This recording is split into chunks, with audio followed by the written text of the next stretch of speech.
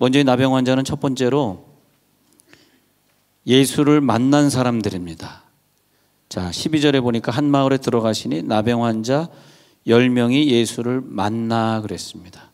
첫 번째로 예수를 만난 사람이고, 그리고 이제 자기가 그런 문둥병이 있으니까 예수님을 가까이 갈 수는 없으니까 멀리 섰지만 그 다음에 두 번째 이들의 신앙을 보니까 소리를 높여 기도하는 사람들입니다. 정말 간절히 부르짖어 기도하라는 말을 실천하는 그런 신앙의 사람들이었어요. 소리를 높여 예수님을 찾습니다. 그리고 예수 선생님이여, 예수 랍비여 그러면서 우리를 불쌍히 여기소서. 그 신앙생활의 모습도 아주 겸손한 모습이네요. 우리를 불쌍히 여기소서. 그리고 예수님이 저들을 불쌍히 여기셔서 제사장들에게 가서 너희 몸을 보이라 그랬는데, 그 다음에 또 훌륭한 모습이 뭐냐면 순종해요. 말이 안 되는 걸 순종합니다. 무등병자는 제사장 앞에 가면 안 됩니다. 제사장이 부정 타면 그날에 제사 드리는 걸 다 망쳐버리고 제사장이 성전에 들어갈 수 없기 때문에 절대 제사장은 무등병자를 만나는 법이 없습니다. 그런데 예수님이 좀 요구하는 게 좀 너무 어려운 거예요. 제사장에게 가서 또 그 흉측한 몸을 보이래요. 예수를 만난 사건, 그리고 소리를 높여 예수를 찾는 기도, 그리고 제사장에게 가서 네 몸을 보이라 그랬더니 또 가는 순종. 우리가 보통 알고 있는 이 세 가지를 다 합격점에 이른 사람들이다, 그렇게 보겠습니다. 그런데 우리가 여기서 잠시 생각해 봐야 될 것은, 예수님이 이 땅에 오셔서 문둥병이든 뭐 12회를 혈루증으로 앓던 여인이든 고쳐주신 다음에 우리들에게 어떤 중요한 것을 알려주십니다. 그러니까 항상 우리가 성경을 볼 때나 이 세상을 볼 때나 마찬가지예요. 항상 이 세상에 일어나고 있는 어떤 눈으로 보이는 현시적인 사건, 성경에도 마찬가지예요. 나 지금 혈루병을 앓고 있어요. 12년 동안 피가 흘러요. 그런 사건이 있잖아요. 근데 그 사건보다 중요한 그 내면적인 스토리, 그것을 터치하십니다. 그래서 그걸 봐야 되는데, 예를 들어서요, 마가복음 2장 1절부터 보면 중풍병자가 등장하는데 그 사람을 4명의 그 친구들이 매가지고 예수님에게 옵니다. 우리가 볼 때는 이 중풍병 고치는 것이 예수님의 목표인 것처럼 보이지만, 그것은 우리들의 눈에 보이는 중풍병이고 그것은 눈에 보이는 사건인데, 항상 여러분과 저는 항상 성경을 볼 때나 어떤 사건을 볼 때나 무슨 말을 할 때는 한번 접어야 돼요. 우리가 지금 말하고 싶은 거, 우리가 지금 행동하고 싶은, 우리가 지금 느끼고 싶은 것들은 다 현상입니다. 한번 접으면 재밌어요. 한번 접으면 내 죄가 생각이 난다든지 뭐 좀 다른 게 있어요. 다른 게. 나 이 사람 싫어, 이혼할래. 그것은 현상이에요. 그 사람의 모습이 한번 접으면 너무너무 감사한 거예요. 이분 때문에 내가 이렇게 기도할 수 있게 됐고, 이분 때문에 겸손하게 됐고, 뭐 이런 식으로 항상 접는 거. 자, 한번 따라해보세요. 한번 접자. 시작. 한번 접자. 여기 중요합니다. 한번 접어 생각 한번 해보시면 좋습니다. 그래서 4명의 친구들이 중풍병자를 데리고 갔단 말이에요. 그래서 지붕에서 달아내리니까 우리가 볼 때는 중풍병 고쳐졌구나. 물론 이 환자도 중풍병 고치려고 예수님에게 왔는지 모르죠. 근데 예수님은 그게 목표가 아니에요. 다른 게 항상 있다니까. 그 다른 게 뭘까요? 소자야, 네 죄 사함을 받았느니라. 이 친구들 때문에, 그 친구들의 믿음을 보시고 가라사대, 소자야, 네 죄 사함을 받았네. 예수님은 중풍병에 관심이 있는 것이 아니에요. 죄 사함입니다. 죄 사함.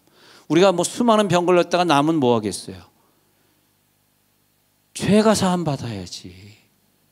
죄 사함 받게 하려고 병을 주신 하나님들, 문제는 그 원인은 죄가 없어지고 내가 달라지고 내가 하나님 앞에 거룩하고 성화된 모습으로 천국 갈 준비를 해야지.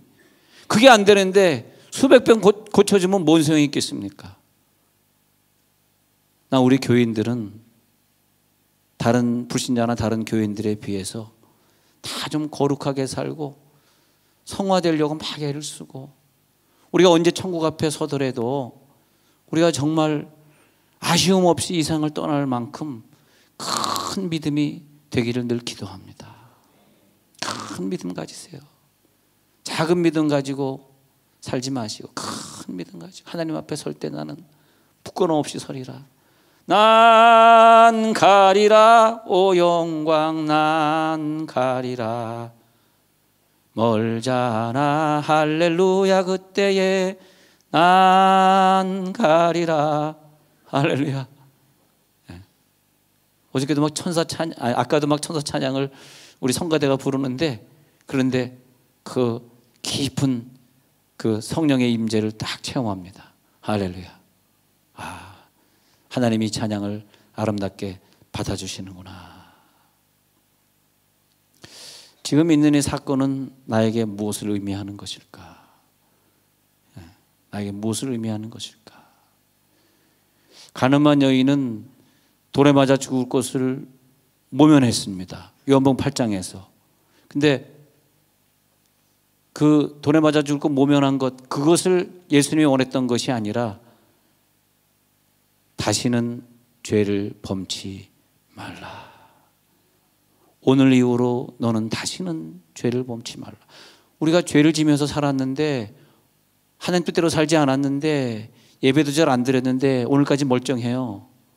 아유, 오늘 멀쩡하니까 내일도 멀쩡하겠지, 그렇게 생각하지 마시고 오늘까지는 봐줬으니까 이번 주 추수감사절을 계기로 다시는 죄를 범치 말라.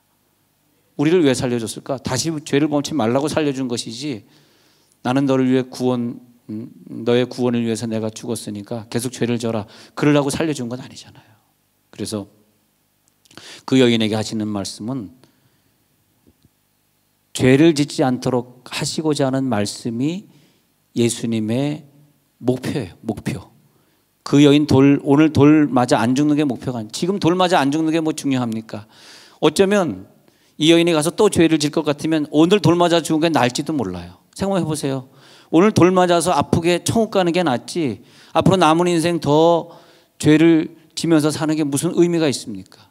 그러니까 지금 이게 육적인 의미야, 영적인 의미야. 내가 육을 택해야 돼, 영을 택해야 돼, 이걸 보셔야 돼요. 네. 자, 18년 동안 혈중 앓던 여인이 마가복음 5장 25절에 나온단 말이에요. 근데 마가복음 5장 34절에 가서는 혈루증을 고쳐준 것, 안 고쳐준 것은 예수님에게 관심이 없고 이런 얘기를 합니다. 딸아, 내 믿음이 너를 구원하였으니 평안히 가라. 예수님의 관심은 그 여인을 12년 동안 고생시킨 다음에 너무너무 마음이 간절해지면서 천국에 가고자 하는 소망이 생겼단 말이에요. 그래서 그 여인에게 준 것은 딸아, 내 믿음이 너를 구원하였으니. 우리는 생각해 보면 하나님이 우리를 이렇게 사랑하시는데 왜 내 사업이 어려운 거야? 왜 내가 돈이 없는 거야? 왜 내가 진급이 안 된 거야? 왜 내가 아픈 거야? 왜 사랑하는 내 식구가 병 때문에 힘들어해야 돼? 그런 질문들이 많이 있잖아요. 네. 그런데 그 질문들의 결론은 구원이더라고요. 구원의 문제입니다. 결국은 이 사건들이 구원하고 연결되어야 돼요. 구원.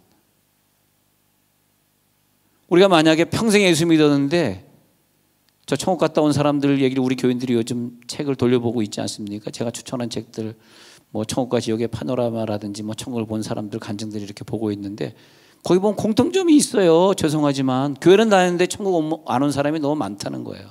분명히 그때 그분 나랑 같이 교회 다녔는데 천국에 가서 보니까 그분이 나보다 먼저 죽었는데 천국에 가서 보니까 안 와 있다라는 거죠. 그런 간증들이 뭐 현신의 권사님이니 뭐 또 뭐 충격교회 담임하시던 목사님 신성영 목사님은 제가 일레에서 충신교회 담임할 때 신성영 목사님이 공통점은 뭐냐?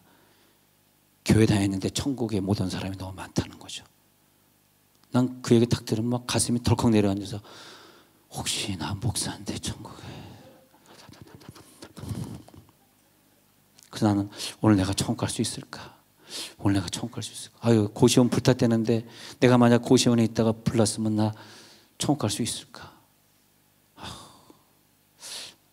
걱정이 되네. 여러분, 저 천국 갈 수 있을 것 같아요? 갑자기 걱정해야 되네. 여러분 다 가는데 나 혼자 못 가면 어떡해. 네. 진짜 내가요, 제가 목회자가 된 이유는 큰 게 목사 하려고 된 거 절대 아니고요. 천국 가려고 목회자였어요. 물론 목회자 되기 전 청년 시절부터 새벽기도, 그다음에 수요, 금요, 저녁 예배, 주일 저녁 예배 빠진 적이 없지만 목사가 돼서도 미국에서 첫 목회 시작하면서 LA에서 그 당시에 아무도 새벽기도, 아무 교회도 안 할 때 우리 교회에서는 365일 새벽기도 하니까 하나님 우리 교회를 확 부흥시켜 주더라고. 왜? 나 천국 가려고 한 거지. 아무도 안 나와도 저 혼자만 해도 시작했습니다. 왜? 나 천국 가려고. 주여, 옆에 사람 봐, 이 사람 천국 갈 것 같은 것만 좀 째려보세요. 혹시 이거 천국 못 가는 거 아니야? 어? 천국 못 가는 거 아니야? 걱정되네 괜히. 좀 세상 얘기지만 전 세상에 살면서 가족이 참 좋은 것 같아요. 가족. 여러분 가족 안 좋아요? 옆에서 손 한번 잡아. 가족이 참 좋아요. 손 한번 꼭 잡아봐. 가족이 너무 좋아. 천국 가서도 넌 내 거야. 시작. 천국 가서도 넌 내 거야. 차라마 그러네. 천국 가서도. 난 꼭 천국 가야 되는 이유가 있는데 우리 가족과 같이 계속 살라고 천국에서. 지금도 얼마나 애들이 귀여운지 만지고 지고 빨고 싶고 뽀뽀하고 싶고 그렇게 애들이, 나 이 애들하고 같이 천국 가고 싶어. 만약에 다 갔는데 나만 지옥 가가지고 뜨거 그렇게 살 수 없잖아요. 나 혼자 지옥 갈 수 없죠. 주님은 구원에 관심이 있는 거예요. 구원에 관심이 있다고. 그러니까 나를 얼마나 사랑했으면 이런 부인을 만나게 해가지고 계속 기도하게 만드는 거야. 이런 부모를 만나가지고 예수를 믿게 만드는 거야. 그게 감사주일의 감사 제목이더라고요. 구원에 관계된 게 감사 제목입니다. 따라 내 믿음이 너를 구원하였으니 평안히 가라. 나를 구원하시려고 18년 동안 이런 고통을 주셨구나. 삭개오가 뽕나무에 올라갔습니다. 내려오라 부르시니, 야 내려오라, 내가 오늘 네 집에 유하리라 라고 누가복음 19장에서 말했습니다. 예수님이 그 집에 신방한 이유 무엇일까요? 삭개오야 어떻게 해라. 그것보다 중요한 것이 결론이 마지막에 있잖아요. 이 집에 구원이 이르렀으니 이도 또한 아브라함의 자손이로다 그러잖아요. 이 집에 구원이 이르렀으니. 아니 우리가 구원 못 받으면 무슨 소용이 있냐고요.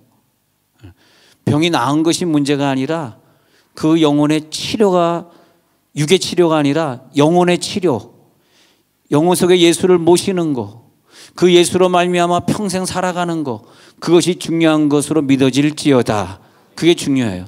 이 땅에 얼마나 오래 살았느냐, 저 사람 왜 젊은 사람이 먼저 갔어, 그런 얘기를 할 필요가 없는 게 이 땅에 오래 사느냐 짧게 사느냐는 중요한 것이 아닙니다. 내가 천국에 갔느냐가 중요한 것입니다. 이 땅에서 구원받은 자의 모습으로 내가 어떤 모습으로 살아가면서 한 명이라도 내가 어떻게 더 전도했느냐. 하나님 오늘 아침에 내가 일어납니다. 오늘 누구를 만나게 해주시겠습니까? 어떤 자를 구원해 주시겠습니까? 누구를 엘리베이터에서 만나서, 여러분 아파트에서 만나는 사람들에게 한 달 동안만 90도로 인사 한번 해보세요. 90도로. 안녕하세요. 90도로. 그 다음 말이 트이면 얘기 하기 시작하고 그 다음에 교회로 인도하기 시작하고 그렇게 한번 해보세요. 난 어떻게 한 명이라도 더 전도해볼라. 혹시 여기 그분이 나오셨는지 모르겠는데 지난주도 누가 우리 차를 긁고 갔는데 견적이 7, 80만 원 낸다 그래가지고 야 이거 돈 가지고 고쳐야 돼 말아야 돼 막 안타깝더라고요. 제 차인데 제가 아끼던 차인데. 그런데 교통사고 난 적이 없고 티켓을 별로 끊어본 적이 없는데 야 이거 왜 우리 서 있는 차를 긁고 갔을까 생각했는데 제 아내가 전화해서 저희 남편이요 그냥 우리가 알아서 고칠 테니까 그냥 잊어버리시랍니다. 그리고 전화를 딱 끊는데 그때 마음이 편해지더라고요. 그 대신에 와이프가 한 말이 있어요. 세종온누리교회 나오세요. 야 그거 한 마리에 70, 80만 원 날라갔네. 세종온누리교회 나오세요. 그거 한 마리에 70, 80만 원 날라. 얼마나 아까운지. 그거 잘했나 못했나. 잘했나. 그분이 혹시 나오셨는지 모르겠는데 교회 안 다니신다 그러더라고. 그래서 이때다. 교회는 다니세요. 교회 안 다니. 그래. 예수 믿는 사람은 뭔가 다른 걸 보여줘야지. 내 차만 쭈그러졌다.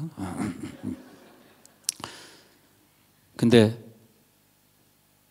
10명이 똑같이 음성 들었고 10명이 똑같이 부르짖었고 10명이 똑같이 순종까지 했어요. 제사장에게 갔습니다.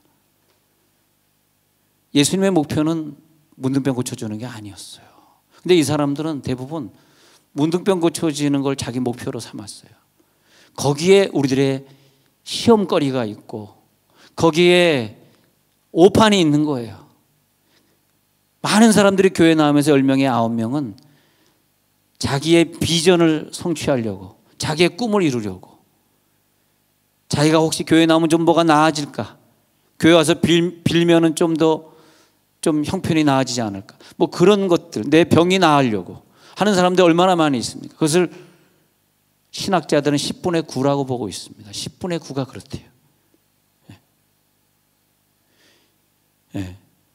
예수님의 목표는 사랑하는 이 사람들이 평생 맹인으로 살다가 어느 순간에 구원을 누리게 하고 싶었는데, 구원보다는 평생 맹인으로 살든 평생 문둥병자로 살든 평생 뭐 안진뱅이로 살든 그걸 살다가 마지막에 구원을 주시려고 그 사랑하는 자에게 그런 병을 주셨는데, 그렇게 오랜 세월 그 병을 가지고 있으면서도 구원을 모릅니다. 그래서 자기 병만 고쳐지길 원했고, 병이 고쳐진 다음엔 당연히 마치 우리가 어떤 수술을 받았는데 어떤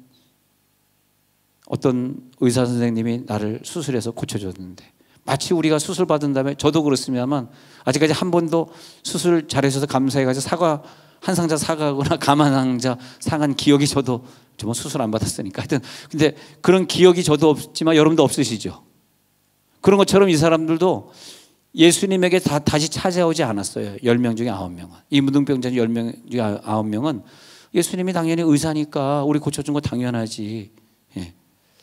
그런데 이게 뭐가 축복이냐 하면 말이죠, 이제부터인데, 우리의 복은 예수님이 나의 구원자로 믿어지는 게, 이게 복입니다. 치료자 아니고요. 치료자 아니고 나의 물질을 해결해 주는 자 아니고 예수님이 나의 구원자로 믿어지는 거, 이게 감사의 제목이라는 거예요. 지금 감사와 구원이 연결된 사람이 있고요, 감사와 구원이 연결 안 되신 분이 있어요. 감사와 구원이 연결됐다라고 하는 것은 내가 감사의 영역 속에 들어가 버린 이 사마리아 사람처럼, 야, 내가 이거 평생 문둥병으로 앓다 죽어야 되는데 나를 고쳐주신 분이 누구냐 했더니 그분이 예수님인데, 그분이 의사로 느껴진 것이 아니라 감사자로, 나를 고쳐준 구원자로 느껴진 거란 말이에요. 메시아로 느껴진 거예요. 그래서 그분이 찾아오니까 예수님이 하시는 말씀이 네가 구원을 받았느니라, 그 말 하는 거거든요. 한 사람에게만. 9명은 구원 못 받았습니다. 병 고쳤어요? 구원 못 받았습니다. 그 사람 9명 천국까지 지옥 갈지는 죽어봐야 알지만 알지 못합니다. 한 명은 확실히 천국 갑니다. 왜? 예수를 구원자로 고백하러 왔으니까. 그래서 예수님이 이 한 사람에게만 네가 구원을 받았느니라 이렇게 말하거든요. 여러분, 우리가 평소에 내 가정의 식구들에게 소리 지르지 말고 늘 감사해야 될 이유, 내가 다니는 직장에 감사해야 될 이유, 우리 황우선 선교사님이 오늘 저녁에 설교하실, 우리 오늘 2시와 저녁에 설교하실 황우선 선교사님이 참 감사의 제목이 뭐냐 하니까 바로 그거더라고요. 전 세계에 흩어진 많은 선교사들 중에서 한국 사람처럼 자기 물질 다 바쳐가지고 선교하고 전 생애를 다 바쳐서, 자기 선교사들의 미래는 노후가 보장이 되는 사람이 아무도 없잖아요. 누가 그들의 노후를 보장해 주겠습니까? 교회가 없는데, 교회하는 사람이야 교회가 뭐 한다 그러지만 이 사람 뭐가 있어요?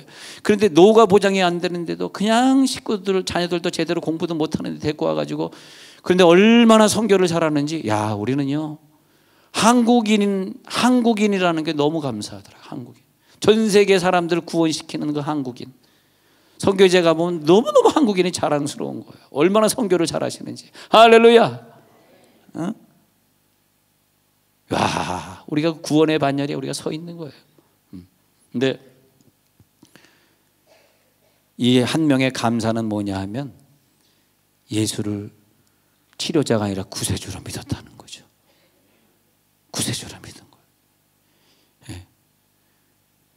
교회 나오는 사람은 흔하지만 그것이 진짜 예수는 나의 구주야라고 믿어져서 내 생애를 변화시키고 내 생각과 언어를 변화시키고 내 삶을 주장하시고 내 속에 있는 것으로 사는 것이 아니라 하나님의 자원으로 살려고 하는, 그게 뭐냐? 믿음의 차이입니다. 믿음의 차이는 구원인데 무엇으로 그 구원받은 걸 아느냐 했더니 감사입니다. 감사. 이 한 명 외에는 감사하는 자가 없느냐? 그 9명은 왜 감사하지 아니하느냐? 왜 이 한 명만 감사하느냐? 그게 믿음의 차이예요. 예, 감사예요. 그래서 나는 여러분들이, 그러잖아요. 민수기 13장에서 불평하는 자들에게 하나님이 그런 유명한 말을 남기잖아요. 예, 내 귀에 들린 대로 너에게 행하리라. 내 귀에 들린 대로 너에게 행하리라. 내가 누굴 욕하면 그 욕대로 나에게 그대로 이 썩을 놈아 그럼 내가 썩는 것이고 그대로 임한다는 거예요. 그러니까 절대 내 입술로 범죄하면 안 됩니다. 그러니까 나는 살면서 여러분들이 그냥 범죄하지 않는 환경에 살았으면 좋겠어. 입술로 죄짓지 않는 환경에 좀 살았으면 좋겠어. 우리 아이들이 그런 환경을 좀 맛보면서 늘 감사하는 환경에서 엄마 감사해, 아빠 감사해. 늘 그런 환경에 살았으면 좋겠어. 늘 감사 찬송 부르는 엄마 아빠를 보면서 아이들이 자라길 기도합니다. 예, 그런 거예요. 예. 하나님은 이 질병의 사건을 통해서 나에게 저 하늘나라의 꽃으로 피게 하시려고 하는 건데, 목적은 그것인데 내 목적이 엉뚱한 데 가면 안 된다는 거죠. 예. 그래서 왜 나에게 이 사건을 줬지? 이 사건을 너를 고쳐주려고 하는 것이 아니라 이 사건을 통해서 하늘나라의 꽃이 되리라. 할렐루야. 하늘나라의 아름다운 꽃으로 피리라. 전 늘 생각하면서 매일 생각합니다. 하늘나라 가면 내가 살 그 펜션이 얼마나 아름다운 집일까? 얼마나 지어졌을까? 어떤 사람이 천국까지 본 다음에 펜션이 있다는 말 듣고 나서 그것이 나도 좀 믿어지더라고요. 그래서 늘 펜션을 생각해. 하나님이 내 집을 얼마나, 오늘은 내가 몇 명을 전도할까? 오늘은 내가 몇 사람에게 이런 복음을 전할 수 있을까? 주님은 오늘 한 명에게 이런 얘기를 합니다. 내 믿음이 너를 구원하였다. 내 믿음. 그 믿음이 뭐냐 하니까 예수 앞에 감사할 수 있는 믿음. 우리가 다음 주에 감사는요, 내가 병이 안 고쳐졌는데 뭘 감사해? 그런 논리가 아니라 구원에 대한 감사해야 된다는 거죠. 추수감사절의 감사는 딱 하나님이 연말에 어떤 응답을 주시려고 응답 직전에 감사해야만, 솔로몬이 하나님 앞에 감사 1천만절 드렸을 때 응답을 받지 않습니까? 응답을 주시기 직전에 먼저 감사할 요소를 주시기 위해서 추수감사절을 11월 셋째 주에 보내는 게 기가 막힌 일입니다. 이게 진짜 감사하지 않은 자는 응답이 없거든. 물질을 줄 수가 없거든. 할렐루야. 그 뭔가 하나님 앞에 감사할 수 있는 마음을 생기게 한 거예요. 또 일주일 전에 이렇게 주보에 봉투까지 넣어주는 교회는 진짜 훌륭한 교회입니다. 너무 웃겼나요? 네. 정말 우리가 하나님 앞에 감사할 수 있는 제목, 감사할 수 있도록 도와주고, 목사가 여러분 감사해가지고 더 큰 응답으로 나아갈 수 있도록 해줄 것 아닙니까? 무엇이 감사한 일인가? 영적인 것 찾아보세요. 구원의 감사.